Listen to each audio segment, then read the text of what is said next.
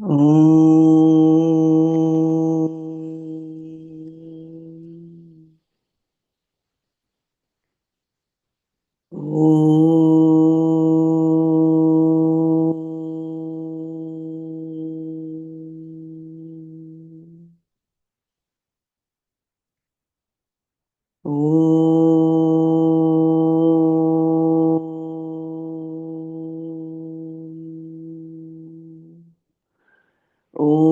सहना भवतु सहनौ भुनक्तु सह वीर्यङ्करवावहै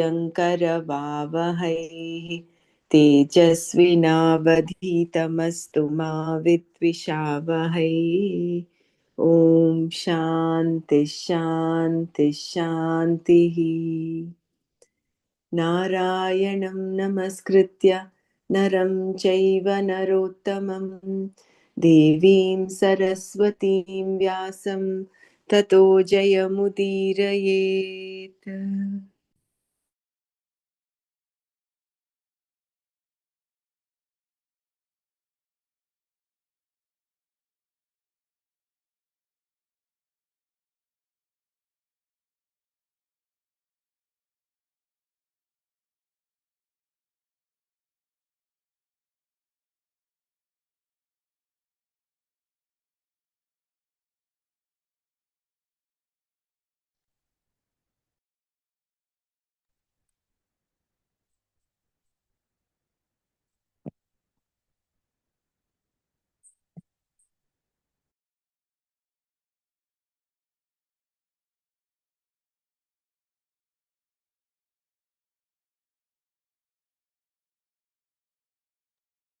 Jai Gurudev.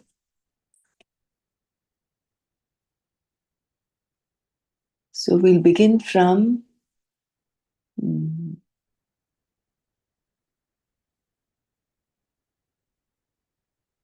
existence is consciousness. So we're doing the 16th verse of chapter 2.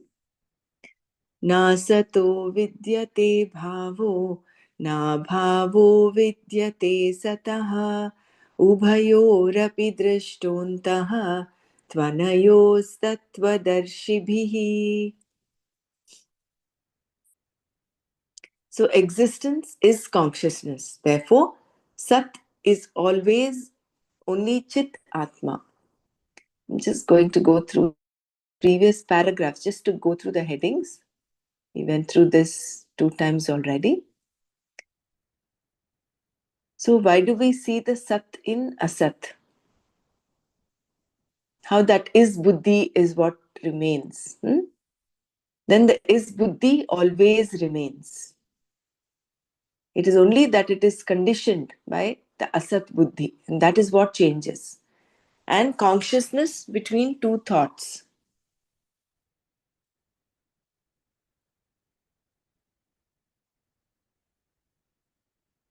Then the two orders of reality. That is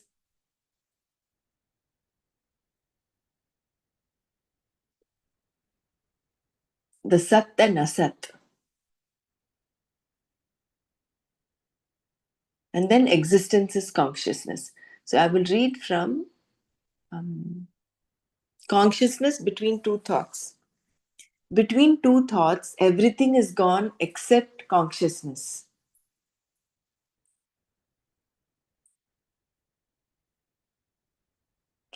And although everything does go between two thoughts, consciousness does not require everything to go in order to be. Consciousness is always there. Whatever comes, consciousness is. And if everything goes, consciousness is. There is only one thing that is Sat, and that is consciousness. It was said that the pot is mithya asat because the pot buddhi changes. Then it was said that when the pot is destroyed, the sat buddhi, the pot is buddhi is also destroyed. Therefore, isn't your sat buddhi also asat? No, Shankara replies. Even when the pot is gone and the cloth is there, you see the sat buddhi in the cloth. Only the attribute has changed. Previously, the Sat Buddhi was conditioned by the pot, whereas now it is conditioned by the cloth. Again, an objection is raised. Even though one pot is gone, we may still have pot buddhi in some other pot. In this other pot, we recognize this is a pot. Since pot buddhi does not change, does this not prove that it is Sat? To this, Shankara said that although pot buddhi may be seen in another pot, it is not seen in the cloth. Only in another pot can you have pot buddhi. In a piece of cloth, the only buddhi you have is cloth buddhi, not pot buddhi. Whereas the Sat buddhi is always there in the pot, in the cloth, in anything you see, and in anything you say is non existent. We say the man's horn does not exist. This does not mean there is no Sat buddhi here. When we say the horn is and the man is, it is Sat buddhi. To say man's horn is wrong, whereas to say man's horn is not is right. This latter expression indicates that man's horn is not, which is Sat buddhi. Therefore, Sat buddhi does not change in any way. Sat buddhi, which is the Sat of the Atma, the is of the I, is always there, even in deep sleep. That is why we want to experience sleep.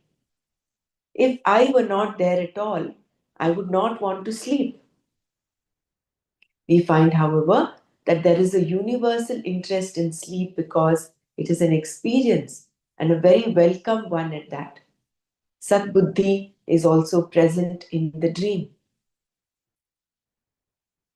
The two orders of reality. Then Shankara deals with another problem that comes up. A pot is asat, and there is asat buddhi, which is really Atma consciousness. It is this Sat buddhi that joins the pot. How is this combination possible? Between two equally existent objects, there can be a combination. But how can there be a combination between Sat and Asat? You may see a reflected face in the mirror, but you cannot feed that person because there are two orders of reality involved. The spoon belongs to one order of reality and the reflection in the mirror to another. That is why the mouth in the reflected face, even though it is open, cannot combine with the spoon. Similarly, then, if the Atma is the object of this Sat Buddhi, how can it go and join anything? To this, Shankara said, there is no problem. Sat can join anything. Mirage water in the desert makes you feel happy. But whether water is there or not, it is only Sat. Even if there is no water and you only imagine it to be there, you still say the water is. Here, the Sat Buddhi joins the mirage water, which is Asat. The is Buddhi, the Sat Buddhi, thus joins anything and everything. There is no rule that prevents Sat Buddhi and Asat Buddhi from joining because Sat is not opposed to anything. Everything being a superimposition upon the Sat. The Sat Buddhi lends itself to any type of object, such as an imagined pot or a real pot, a mistaken snake superimposed on a piece of rope or a real rope. Imagination is something different from mistake. If you are aware that you are imagining something, then it is imagination. Either way, an imagined pot is, snake is. Even though it is later found to be a rope is. The Sat Buddhi joins in any and every situation. That object of the Sat Buddhi Vishaya, is Atma and is called Sat, for which non existence, Abhava, is not there. Satah abhavah na vidyate. Anything that depends upon anything else is asat. If you look at your body, they have that basis, it is asat. Therefore, there is no cause for sorrow.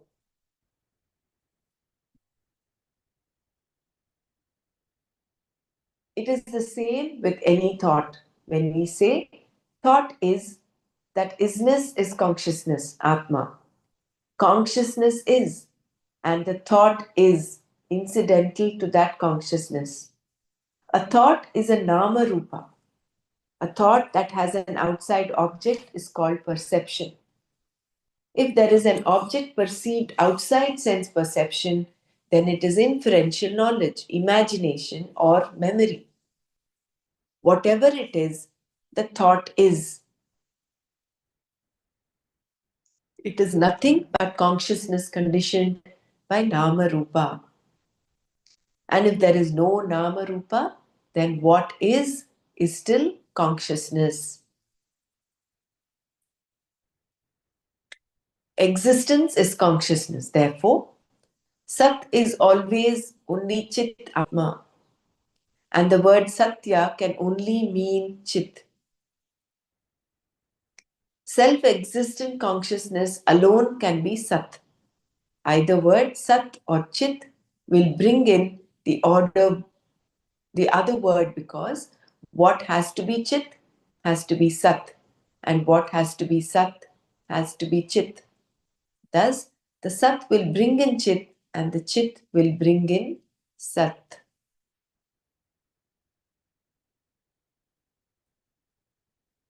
Because everything depends upon the Sat Chit. Sat Chit becomes limitless. Ananta, Ananda. The word Ananta means limitless. And consciousness is Ananta.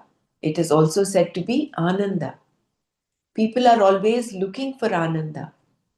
If everything depends upon Satchit, is there any limitation for Satchit Atma? There is no limit because everything is Satchit Atma. Therefore, from the standpoint of the Satchit Atma, there is no distance between itself and everything else, nor is anything separate from it.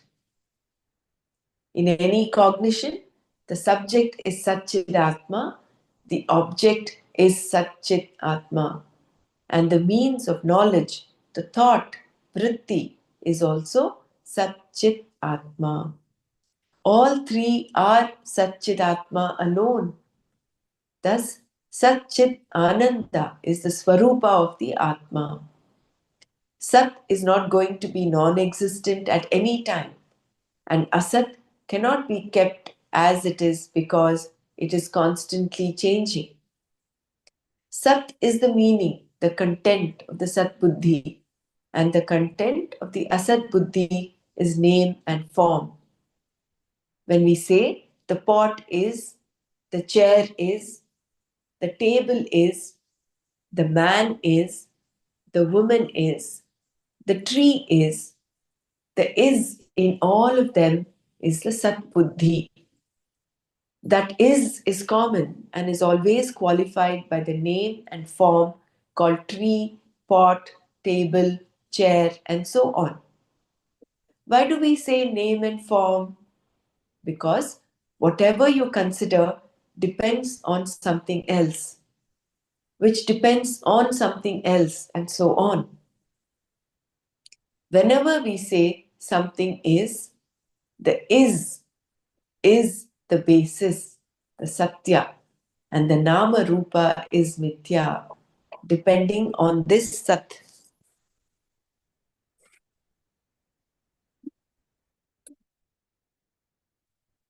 The object vishaya of the sat buddhi is satya. Therefore, the amness in I am, aham asmi, the are-ness in you are, tvam asi, and the isness in he is, saha asti, and that is tad asti. are all one and the same. The isness that each implies is the common basis for all things that exist. Therefore, it is the karana, the cause for everything, and is called satya. And the effect, karya, is called asat, mithya, because it is dependent on the karana for its existence. As mentioned earlier, Vedanta is nothing but a discussion of this cause and effect, satya and mithya, karana karyavada, a product and its cause. A product, a creation, a karya, a vikara is entirely dependent upon satya, that which is self existent.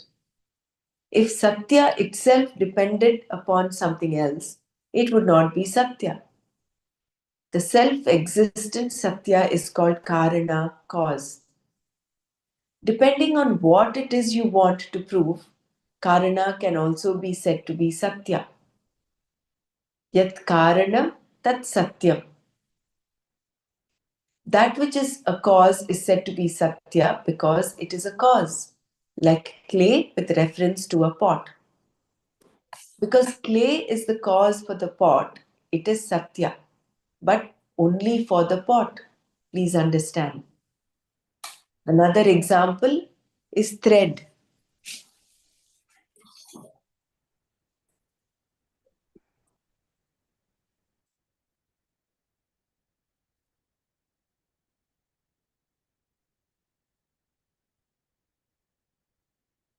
Another example is thread as the cause or satya for the cloth. Just give me a second.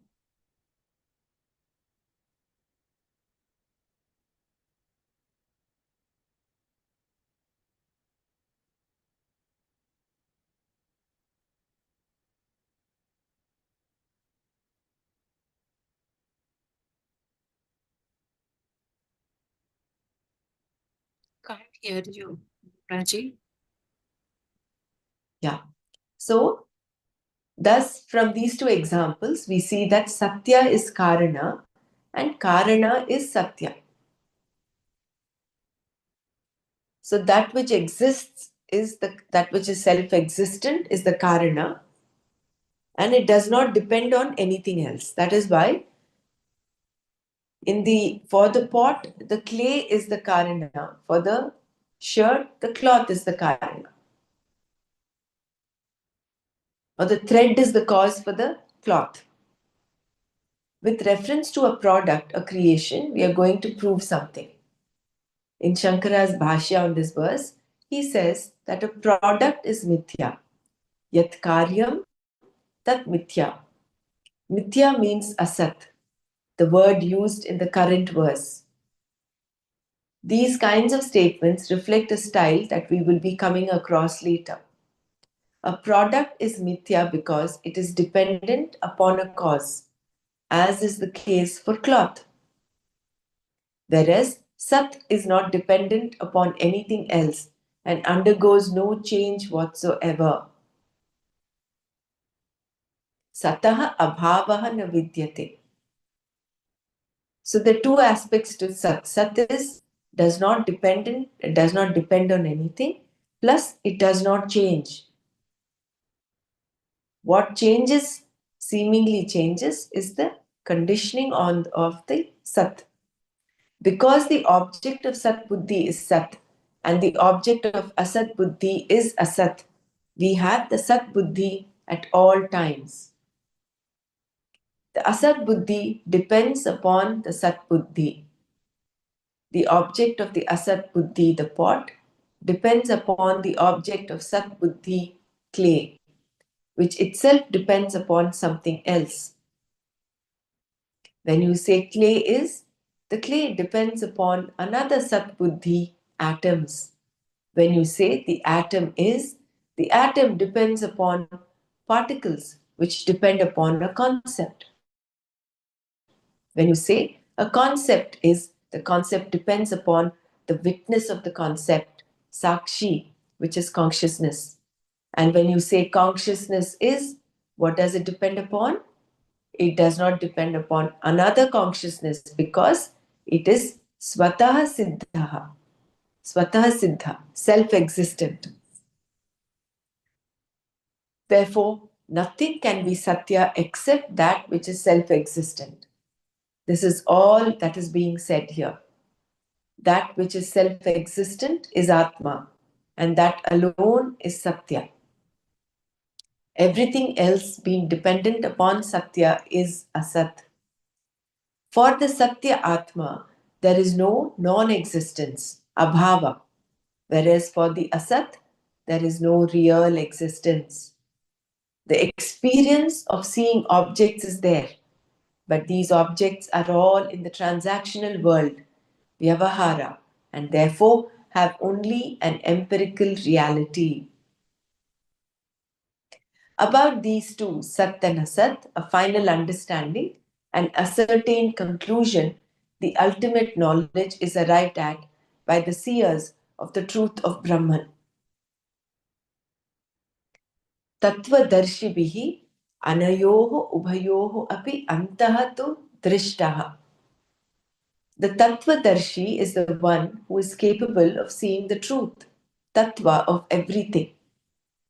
Tattva is the abstract form of the pronoun tat.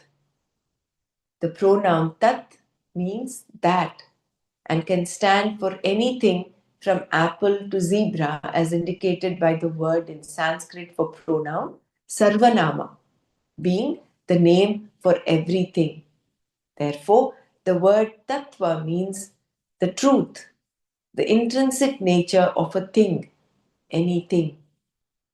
Shankara further explains its meaning by saying, because all that is here is only Brahman, the name for that Brahman is Tat. The abstract noun of Tat, Tattva, means the truth, the Swarupa of Brahman.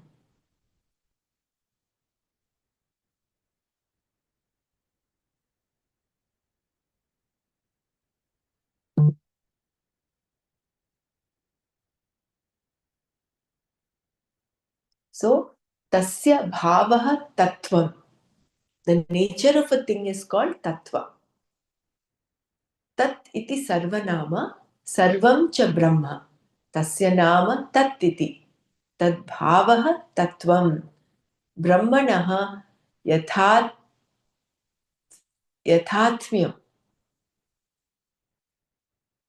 Tat is the name for everything that is. That is, it includes everything. This is because Brahman is everything and it is called Tat here. The nature of this Tat, that is Brahman, is called Tattva, the true nature of Brahman. Here Shankara uses the etymological meaning of the word Sarvanama to his advantage to define Brahman. Here the word Sarvanama is not a pronoun. It is Brahman.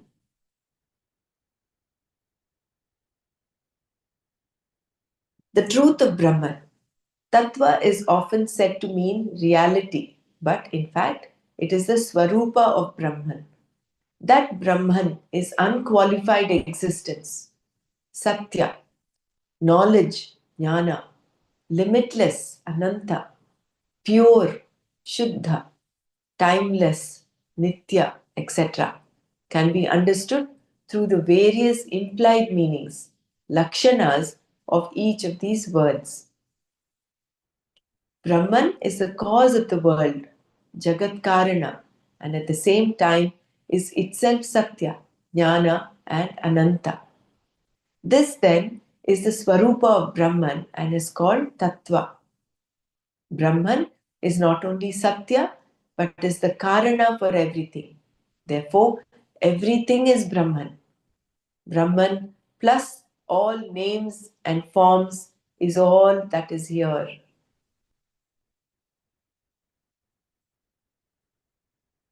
So I'll repeat this. The truth of Brahman.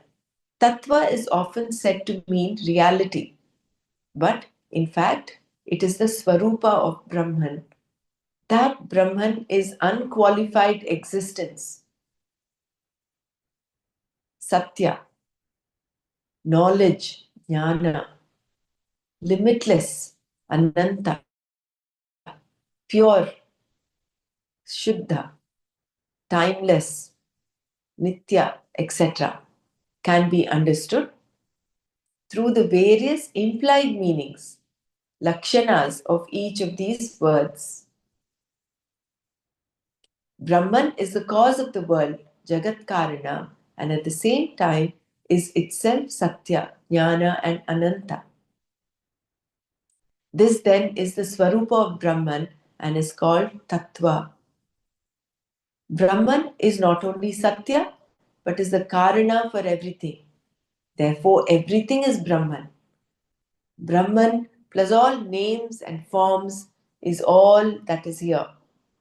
Thus, those people who know the truth of Brahman, Tattva Darshinaha, understand both Sat and Asat. Both must be known. Sat is Sat and Asat is Asat. Asat depends upon Sat, but Sat does not depend upon Asat. Those who know the truth of everything, Tattva Darshinaha, are called Panditas, the ones who, as we saw earlier, do not come to grief. Why? Because they know the truth.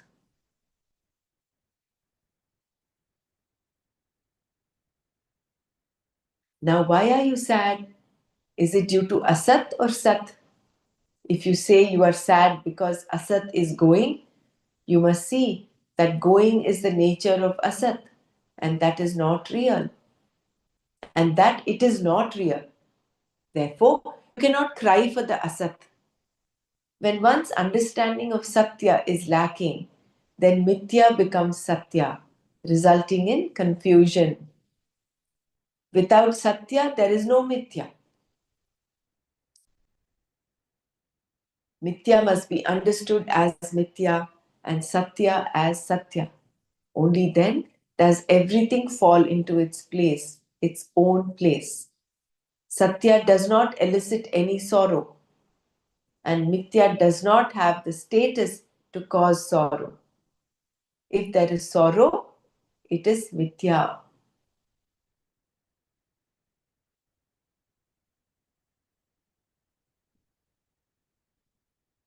The confusion between Satya and Mithya. There is a well known story that illustrates the confusion between Satya and Mithya. It is as follows. In the court of a particular king, there were two scholars.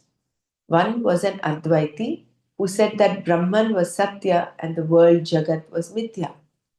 He talked about this constantly, Vedanta being nothing but a discussion of Satya and Mithya, cause and effect, Karana Karyavada. He told the king that Karana was Satya and Karya was Mithya. The whole world, including one's body, was Karya and therefore Mithya. There was nothing away from that Brahman, and that Satya Brahman was independent of everything. The king did not understand what the scholar was saying, but he liked the idea. There was a fascinating aspect to it because it said that he was wonderful, that he was Brahman, and so on. The king found this pleasant and to get up to each morning. The king found this pleasant to get up to each morning. It was good for his mental health at least. The second scholar was a dualist, Dvaiti, who kept telling the king that he was not Brahman, that Brahman was the cause of the world, Jagat Karana, and that he was a product, subject to punya and papa. If he did the right things, he would gain some time in heaven, and if he did not, he would go to more unpleasant places such as Naraka. This scholar maintained that what he was saying was the truth, as stated in the Shastra. He even backed up his statements by quoting Vedanta in his daily teaching. The king listened to both of these scholars because he wanted to be impartial, although he generally slept in the second scholar's class. This made the second scholar a little jealous of the other one, who seemed to be getting more attention from the king. The time came when the king went on a big pilgrimage, accompanied by a large retinue, including his two teachers. As they walked through a forest which was infested with many wild animals, they were confronted by a huge elephant with enormous tusks. The first scholar spied the elephant first and cried out, "Elephant, Maharaj, elephant!" He then began to run, and of course, everyone else ran too. It should be remembered that these Advaitis are all very alert people, and because they understand things as they are absolutely practical also. Because they are not encumbered by projections, problems, or shadows, they are free to deal with things objectively. And so, this scholar was the first to see the elephant and run. The king also ran along with the Dvaiti and the others. After this adventure was over, the king decided to camp and start out again the next day when they had when there had been time to check for safety. While the king was relaxing, the second scholar went to him and said, "O Lord, did you see how our Advaita Guru ran?" The king remarked that he indeed had run very well. In fact, he reached safety before any of the others. "That's what I mean," said the Dvaiti. "He says the world is mithya, and yet he ran away from the elephant. If this world is mithya, then the elephant must also be mithya. Why did he run from a mithya elephant? Everything he has been teaching in all so much is all so much verbal nonsense. That is why, Maharaj, I told you that there is no mithya. Everything is satya." The second scholar then pressed his point a little further. "I do not understand his running, given what he teaches. Perhaps Maharaj understands it better." The king also found that it did not make sense to him.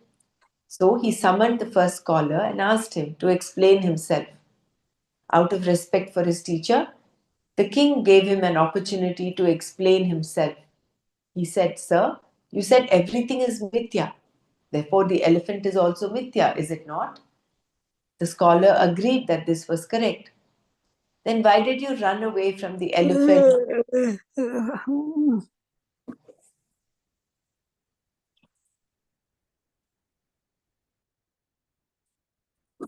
Then why did you run away from the elephant?" the king asked. "Maharaj," the scholar replied, "the elephant is indeed mithya. But when did I tell you that running was satya? Running is also mithya. Please find any sorrow or fear in me. There is none. I just did what was to be done."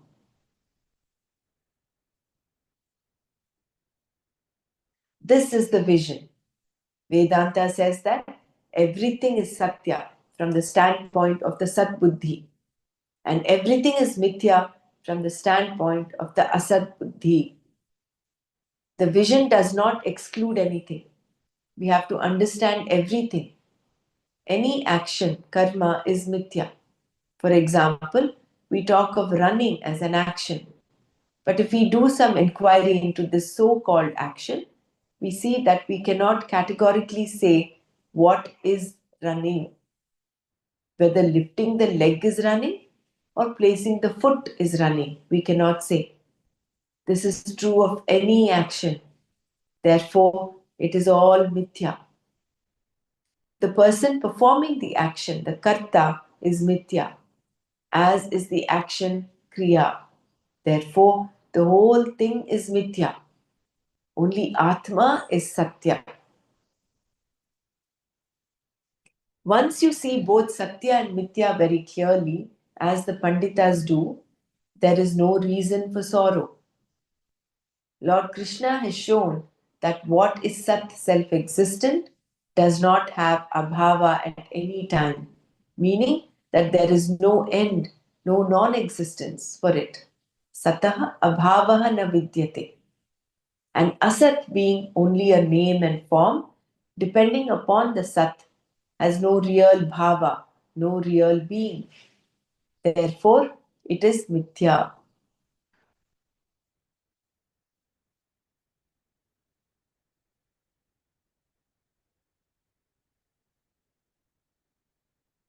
The inexplicability of mithya. What is mithya then? Can you give the gist, please?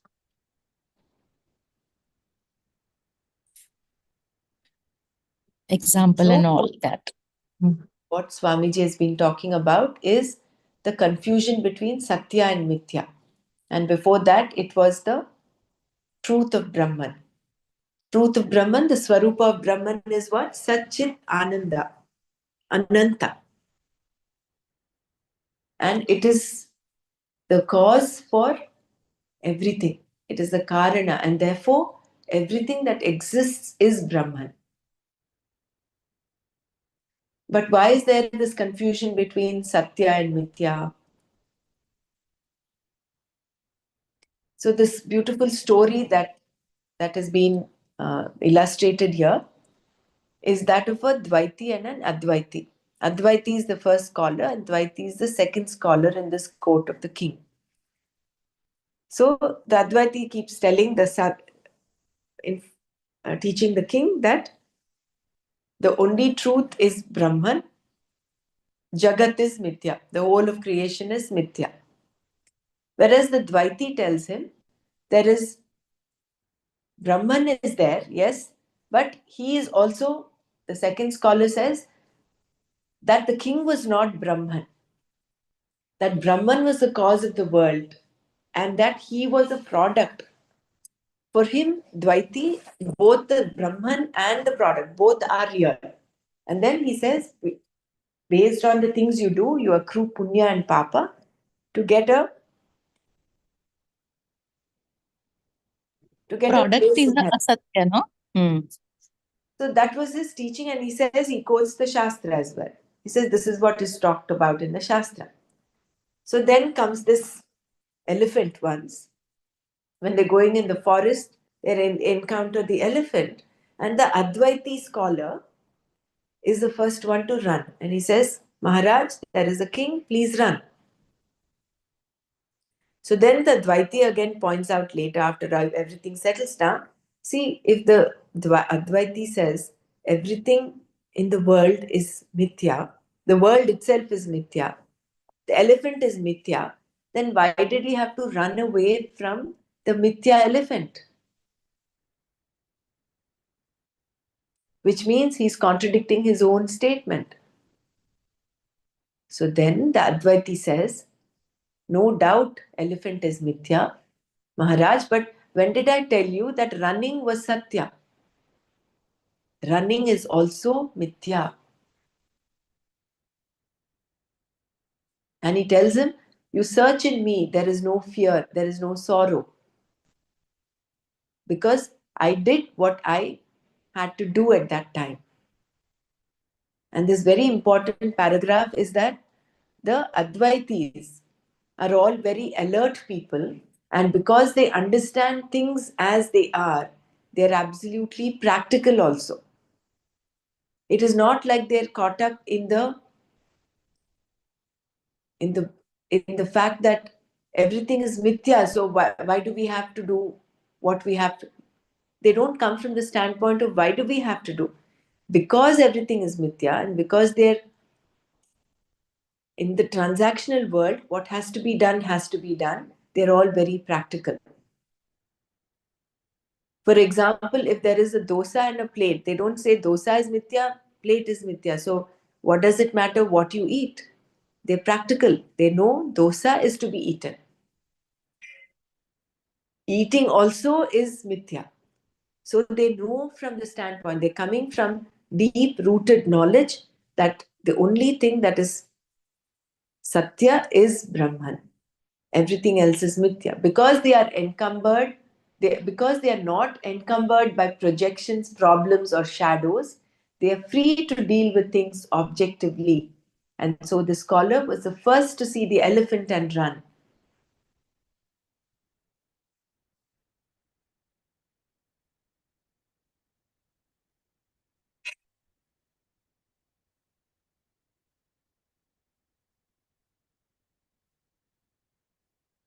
So therefore, the standpoint of Vedanta says everything is Satya. That is the Sat Buddhi. And everything is Mithya from the standpoint of the Asat Buddhi. And this Asat, this vision does not exclude anything.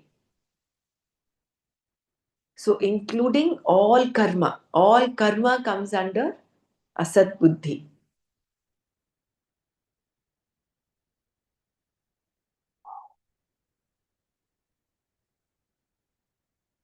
Therefore, everything, the karta, karma, and kriya,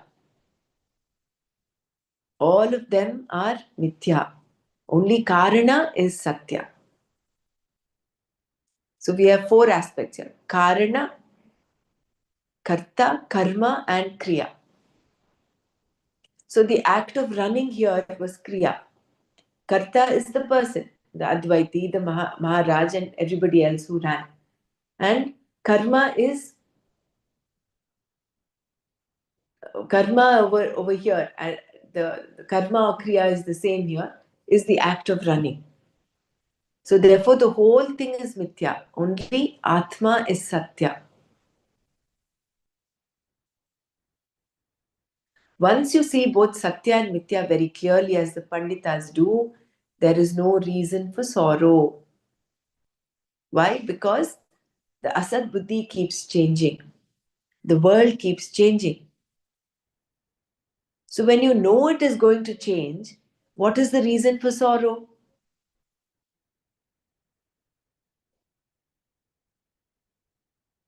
And when you know that Satya is changeless, that is also not a cause for sorrow. So therefore, there is no sorrow. Therefore, sorrow itself becomes mithya.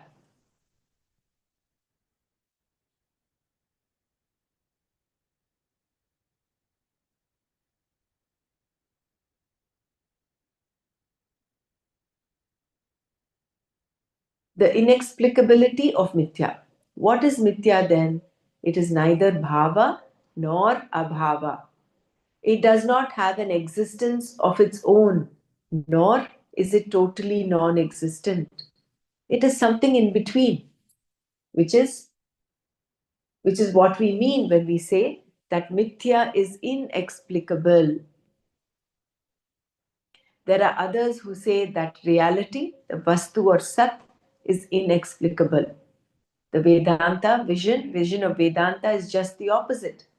Only the vastu can be unfolded, albeit by implication, and everything else is inexplicable. What is So here, meaning of inexplicable? you cannot explain. Ah, Maya, can you explain what Maya is? Ya ma sa Maya. That is what is the explanation given. But it is difficult to comprehend, understand, right? It's not.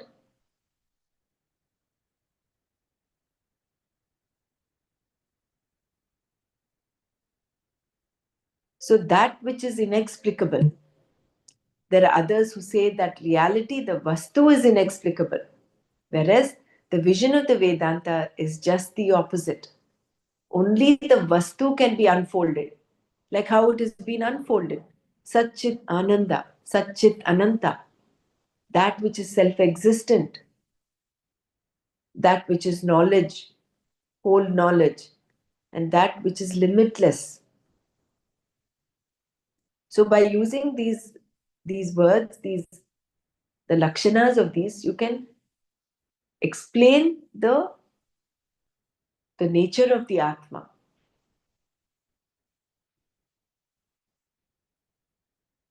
Whereas mithya is that which is in between reality. It is not neither completely non-existent, neither is it existent.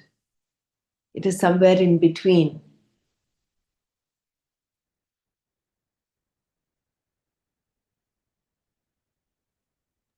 Why did they say inexplicable? The Yeah, I think when we read further, we'll understand. I think we cannot express it. We can just indicate it. See, these are all indication. Mm. You know, And the indicated is you only.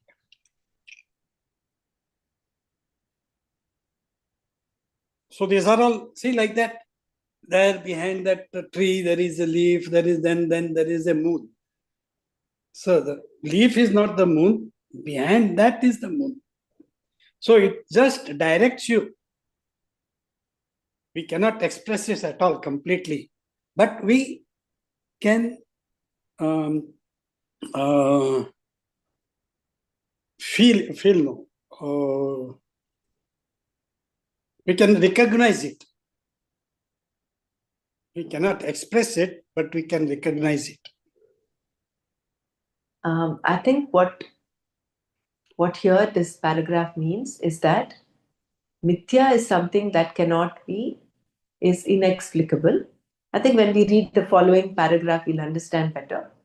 What the paragraph says, Vedanta, vision of Vedanta, is that the Atma can be unfolded. The Sat, only the Vastu. Vastu here is the Sat Vastu. Can be unfolded, albeit by implication. And everything else is inexplicable. Can truth be defined? It is generally thought that truth cannot be defined, whereas we say that truth alone can be defined.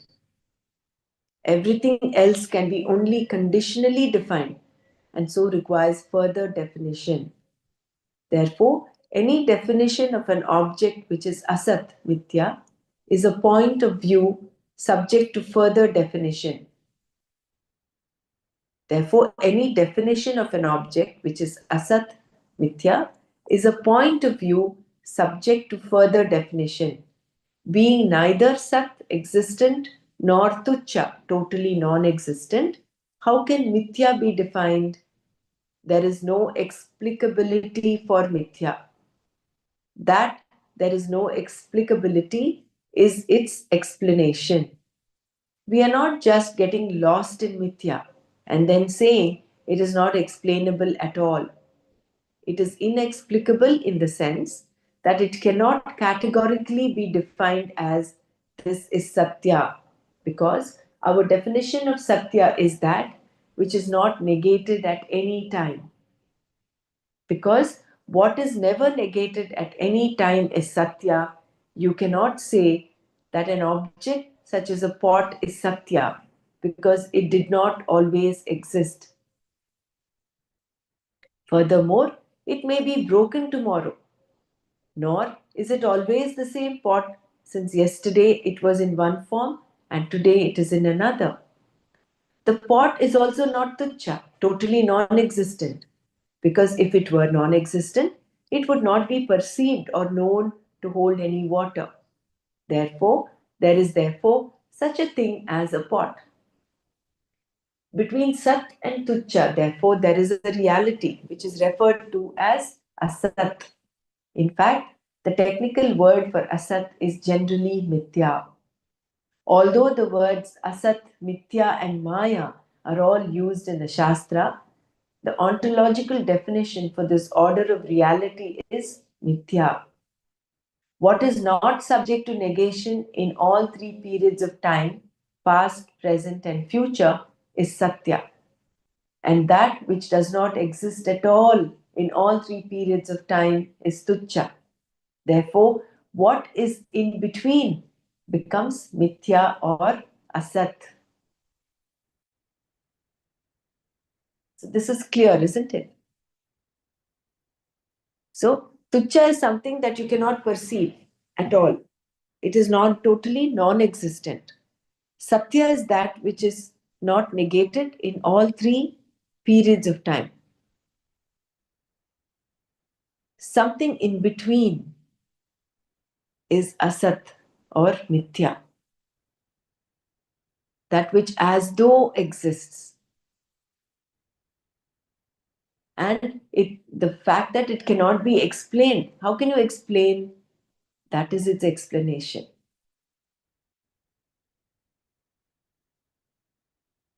It's given different names: Asat, Maya, Mithya.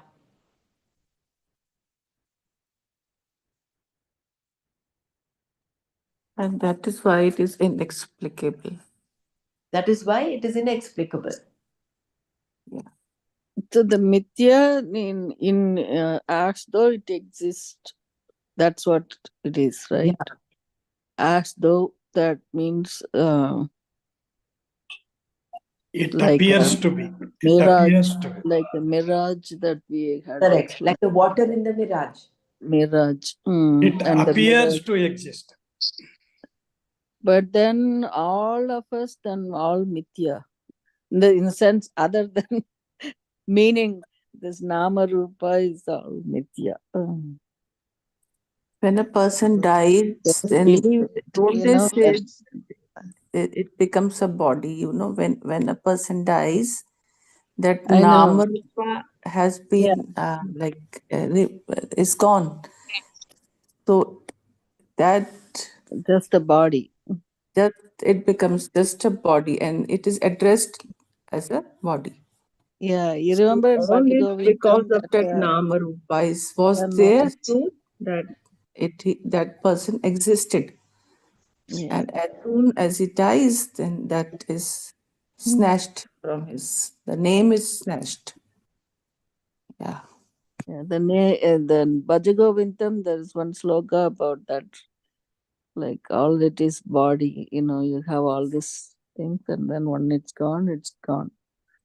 Oh, so the real you is that only can be explained past, present, and future, eternal. Mm. So the whole of Vedanta is this Karana Karyavada and is about giving us the difference between Satya and Mithya. So that's only one thing, only exists then, nothing else. Nothing else. Mm. Wow. One big Brahman, that's it. That is what we call Advaita. No? There is no All Dvaita. is, There is I no know, Dvaita. There is no but second. then our so far orientation is all all like you and me, right? Like everything else is you, other than you. That's how we see it. But then it's all of it is one, only one Brahman, nothing else. But it all appears as though it is. That's mithya. And why is it tucha comes when it's non-existent, Dr. Brahmara? I didn't understand that. To Tucha. explain it, to explain the Mithya.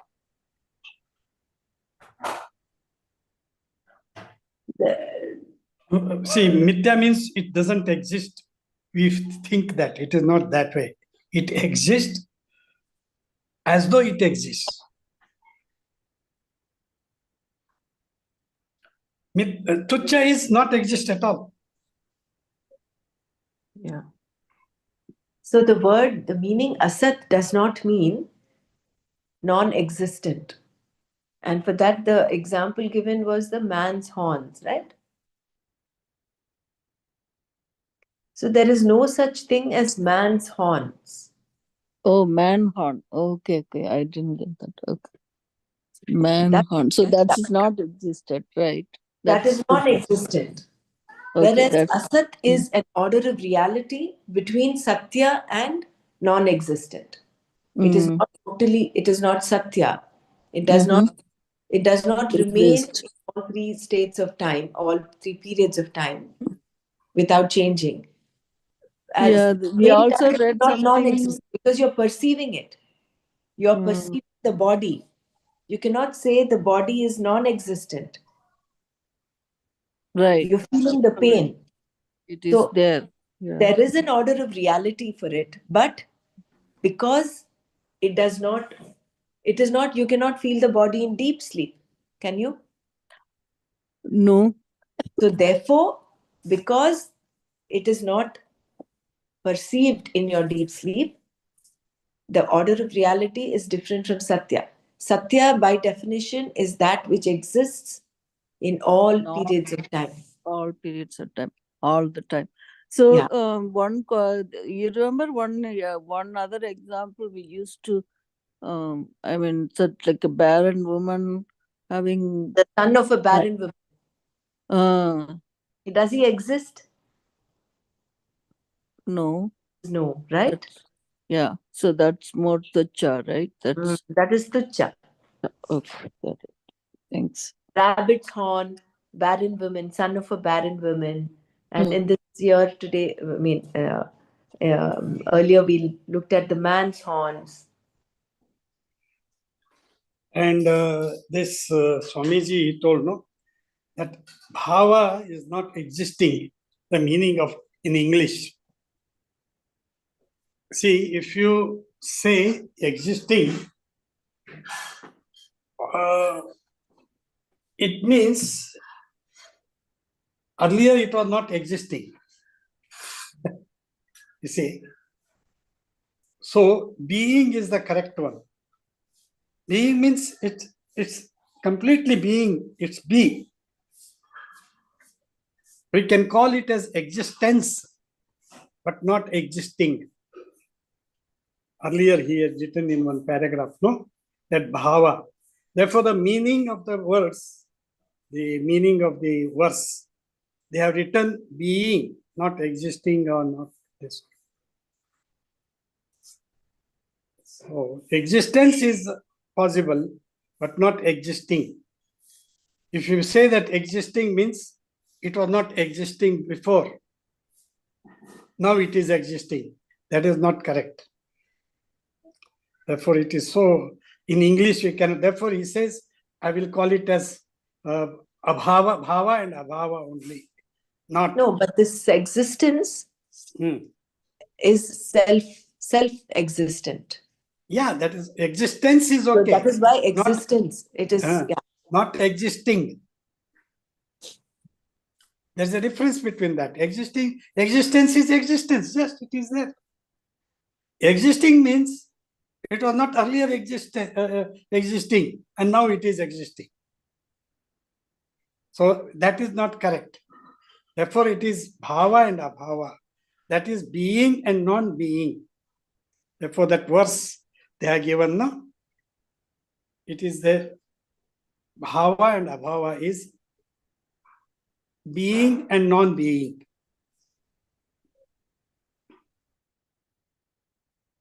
We cannot express it in English. That's Sanskrit. It's such a profound language. So another thing comes into question. If the Advaitin thinks everything is mithya, only Brahman is satya, then what is the need for us to do anything? That is where the knowledge of karma yoga comes in. You understand, come from the standpoint of understanding that yes, Brahma Satyam Jagan Mithya. With this understanding, because the Mithya world has an order of reality, you do what you have to do without raga, dvesha, without that bhaya. That is why the Advaitin scholar asks the king, check, search me, you will not find any fear or sorrow. I just did what was supposed to be done.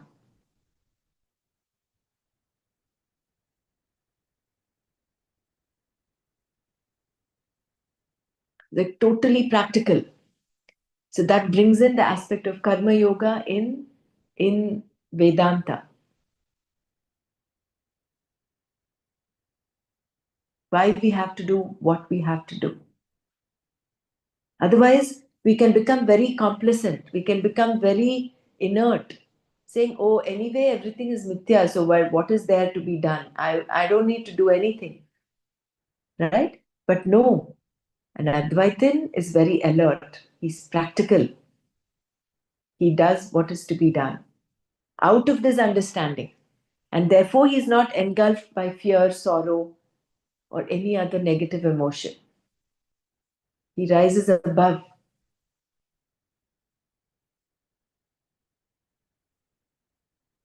So we'll stop here today and we'll take up verse 17 tomorrow. This verse is very, very, very important. to understand correctly. Everything is dependent on this word, how we understand it. Mithya and Satya. Beautifully explained by Guru Swamiji. So nicely. We like that because we spent a lot of days on this verse only. That itself shows that it's very, very important to us. This only is Viveka. To understand this is Viveka, which is permanent and which is non-permanent. If you understand this, then everything becomes correct. The vision. Yeah, but the irony is that though we know that Brahman is the same in everyone, still we create so many boundaries. Yesterday in satsang, Gurudev said, don't see the bulbs, see the electricity or the energy behind it. It was so beautiful.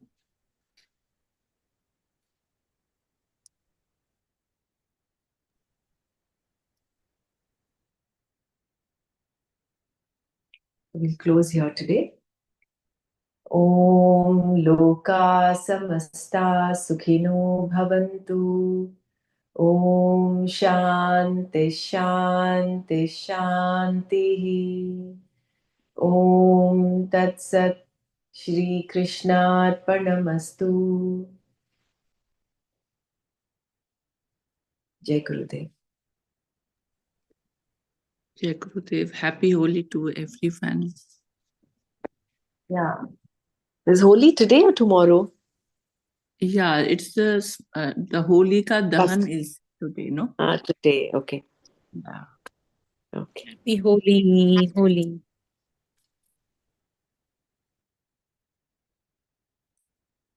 Today is the Purnima, and usually Rang Panchami they play tomorrow, like that, or Panchami day after the 5th day.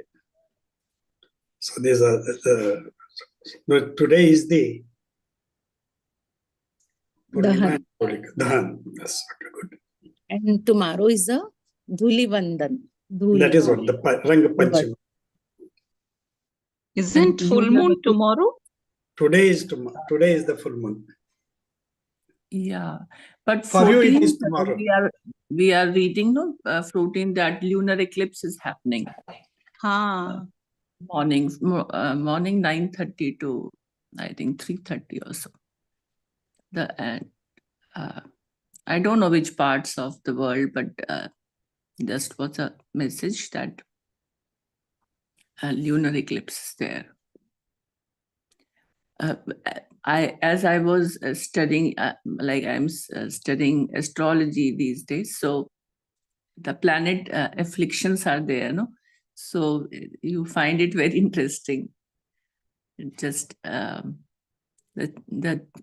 planets changing and their effects, and how that the stock market is also going down. All these, when we see, read them, the effects of the planets, when it shows what is happening, it is so related. And I think Mrinal is not there in the group for I think quite some time. Mrinal is not there. Savita ji, can you make a small video or clip or audio about it and post it in the group or on a personal chat? Yeah, there are so many on YouTube's regarding the. I'll see. If I get a good post, I'll post it. Even in the Art of Living, there is one Vedic astrology